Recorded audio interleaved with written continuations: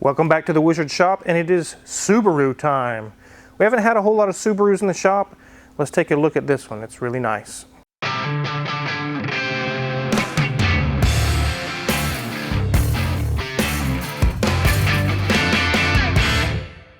Wizard, what are you wearing? Oh yes, I dressed just for you guys today. I wore my Bob Ross shirt, since you guys say I'm the Bob Ross of car mechanics. I got my jorts on because we're reliving the 90s, and my Crocs on because I don't care. So this car is here in the shop for only a couple small things. So the customer was driving this car and all of a sudden 12 or 15 warning lights came on. It's as if the engine and the analog brakes and everything just went haywire. After we did some digging, we went through all the modules and checked out and found out it was just one or two codes causing all the modules to shut down. And that's the new way on the newer cars, that they force you to get it fixed. So that's right, guys, force you to repair. That's what I call forced repair, basically what it is. On most modern cars, you could have a misfire on your car. We actually had this on our 2008 Silverado. I really didn't even notice a misfire. It was just one of the coil packs had gone bad. But my AC quit. And I was like, well, why would my AC quit all of a sudden? After I repaired the coil that was bad and my misfire went away and I cleared the codes, my AC came back on again. The computer actually went through and shut down my air conditioner in a way to force me to fix the misfire, because a misfiring engine is a polluting engine. It can actually cause emissions out of the tailpipe to increase because it's not burning the fuel. And the way they get your attention is shut off your air conditioner. Or in this case, it was just a purge valve. It was an emissions fault. They had eyesight light come on, ABS traction light come on. They had a transmission, kind of a little gear-shaped light come on. A whole slew of things happened. But if you went through the codes and read all the codes, it was basically in another way of saying, refer to the powertrain. So we went to the powertrain and it was just a purge valve that I'll show you guys here in a minute. It's kind of not fair. A small emissions problem comes up and you're making customers think their car is about to explode or something just massive just happened, even though nothing major happened. It's scare tactics, guys. It literally will scare you into taking your car to the shop and get it fixed. They don't want you driving around with emissions issues causing more emissions. It would be easy for us to say, oh, that's just a small emissions problem. I'll worry about that here later, and then pretty soon a year goes by, 2 years go by, and you haven't fixed it. That's what they're trying to avoid.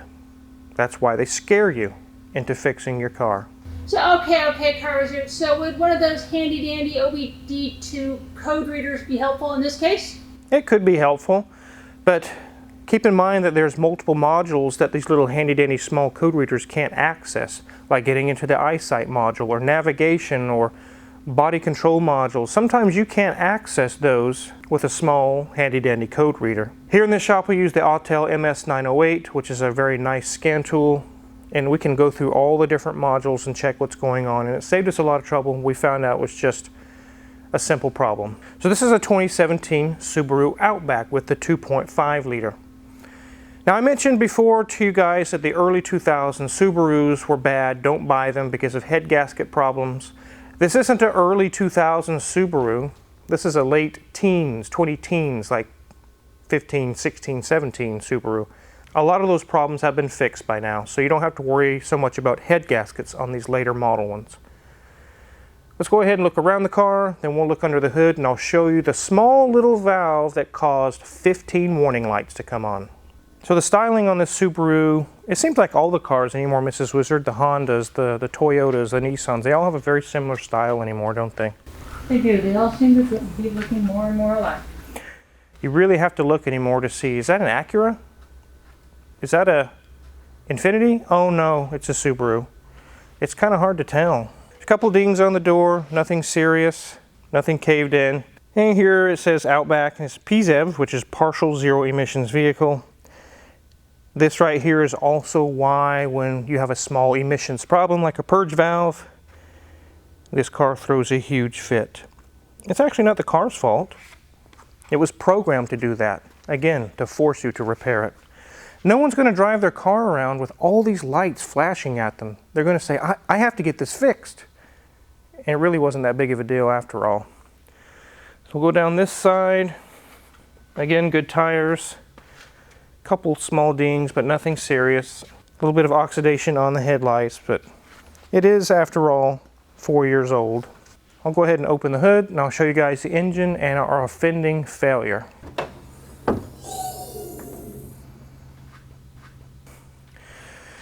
There is our 2.5 liter opposed 4-cylinder. It's not a inline 4, a V4, or any other configuration. This is configured like an air-cooled Porsche or an air-cooled Beetle, any along those lines with an opposed flat engine. Flat 6, flat 4, that's kind of the name of the game on these. And as such, on the early 2000s Subarus, you could see there's not much room between the engine and the frame to get the head off. You would have to pull the motor to do head gaskets on this one. Really, they're pretty easy to work on, and there's a lot of room around the engine. Our little part that cost us so much trouble actually scared the customer, like, oh my goodness, something major is wrong. It's being held on by this little rusty bolt. It's underneath there. All it does is purge fuel tank vapors into the intake manifold and burns them. It gets rid of fuel tank emissions. That's all it does. Now, this problem we're talking about, and we're griping about how it's trying to scare you into getting it fixed, that's not a problem that's inherent to Subarus. That's any car manufacturer today, 2018, 1920, any of them are that way. You're not really going to escape that by buying a different brand. These things are actually very good cars. They're all-wheel drive. They're very reliable. These things are all over Colorado. They're everywhere. Because they can go through the snow, a little bit of rough terrain, and still get decent gas mileage. They're actually a very good car. So with this little issue that happened with the purge valve, you better make sure you have a good mechanic. Because when there's 15 different modules saying there's an error, the truth was it was just a small little $60 valve. But a dishonest mechanic could say, oh, bro, you got this module bad and that bad and this is bad. It's going to be $3,000. And you don't know any better. A person who's not mechanically inclined, you're like, oh my goodness, well, yes, fix my car. I got to have my car.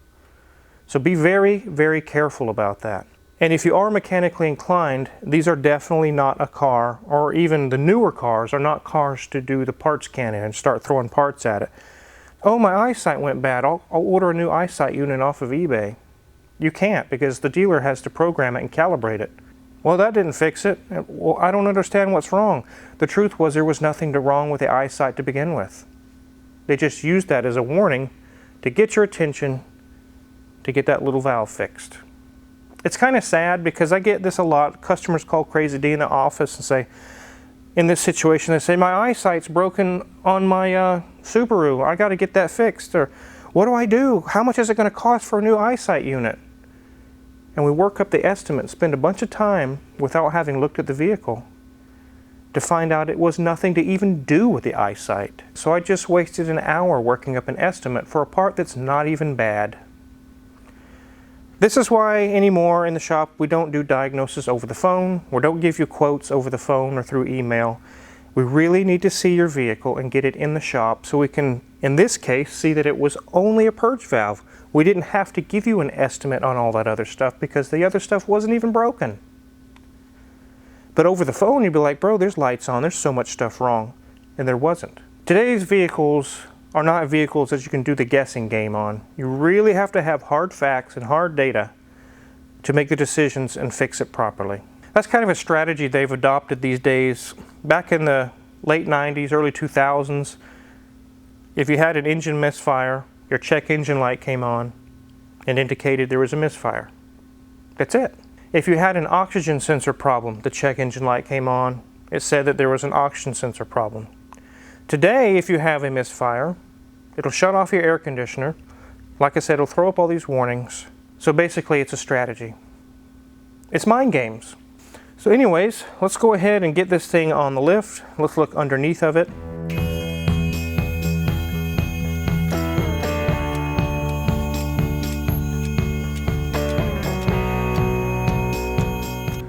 So this one has a lot of shielding on the underneath because they anticipate that you're going to be taking it a little bit off-road, maybe in some rough conditions.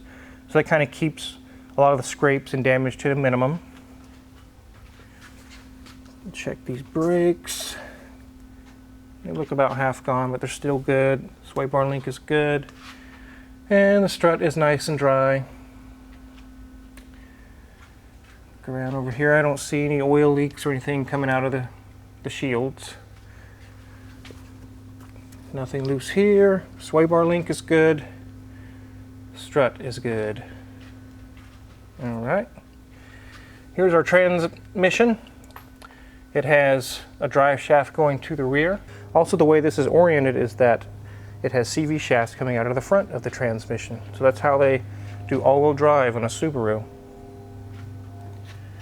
There's no front differential really like you would think in a normal car. It's all built into the transmission. Here's our single exhaust, more shields. Here's a resonator, here's a drive shaft. It's in good shape. It's a little rusty crusty on here, but it's nothing too bad really. Nothing loose there. The shock is in good shape, not leaking oil out of it. Sway bar link is good. That's a tiny little differential, Mrs. Wizard. Definitely don't have to worry about that, you know, hitting rocks or four-wheeling. That's actually an advantage as long as there's not a lot of power there, which there isn't on these. Everything's nice and tight there. CV shaft is good. There is a ride height sensor here, but not so much for changing the ride height. It's for this traction control system so they can see is the vehicle higher in the rear, lower in the rear, especially during an accident situation. Sway bar link is good. And we have one muffler. Pretty clean under here, not a whole lot of problems. But if you were to look at the dash when it initially had its issues, you would think that there was problems all over this car. Tires are in good shape. Let's go ahead and get this thing on the ground.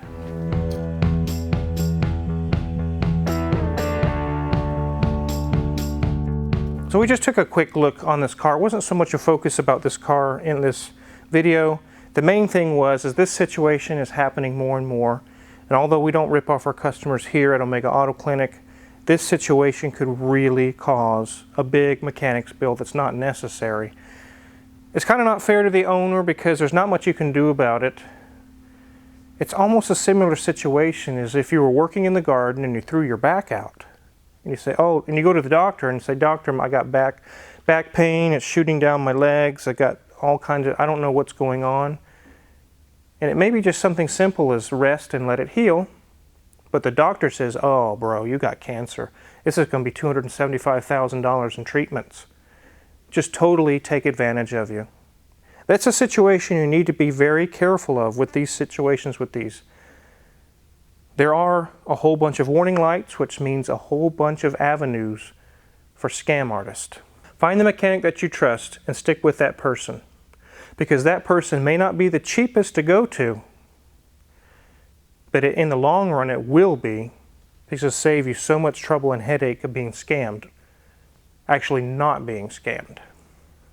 Is there a way your mechanic could prove to you what they found? Can the scan tool give a readout? Yes. If you get into a situation where they say, oh, 12 different modules are going to need to have repairs or this or that, ask them to see the printout of the codes.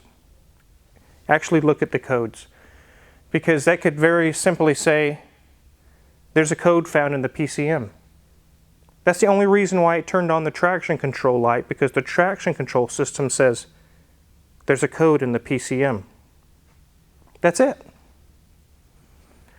It's hard to sell someone a new traction control system when they show you the code and it says, check the PCM. The only way I could foresee if 12 modules went out is if there was a voltage spike or lightning strike or something really bad happened, or if you drove it into a lake and you had to get it withdrawn, there could be major damage there. But if you're just driving to the grocery store to get groceries, it's not likely that 12 modules just died. So this is kind of like a public service announcement for you guys to let you know these situations happen more than you think, and this is so easy to get robbed. So if you're curious what kind of tools or actually just a few tools it's going to take to fix this vehicle. Check my Amazon affiliates link in the description below. We get a small cut. And make sure you hit the subscribe button because you don't want to miss out on the cool attire that I wear all the time. So fresh, so clean, so good looking. Thanks for watching.